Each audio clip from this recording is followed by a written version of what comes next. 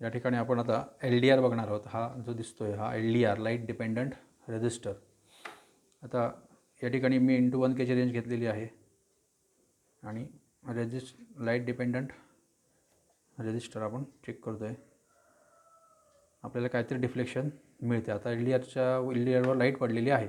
ती लाईटची इंटेन्सिटी जशी कमी जास्त होईल तसा पॉईंटर मागे पुढे होऊ शकतो. आता हा या ठिकाणी लाईट जर आपण जवळ घेतली तर त्याचा रेझिस्टन्स आपल्याला जवळ कमी कमी झालेला दिसतोय बघा. 0च्या दिशेने पॉईंटर जातो आहे आणि जसजशी लाईट लांब जाईल तसा पॉईंटर इन्फिनिटीच्या दिशेने जातो आहे. मग आता ह्याच्यावर पडणारी लाईट जर बंद केली तर त्याचा रेझिस्टन्स वाढतो.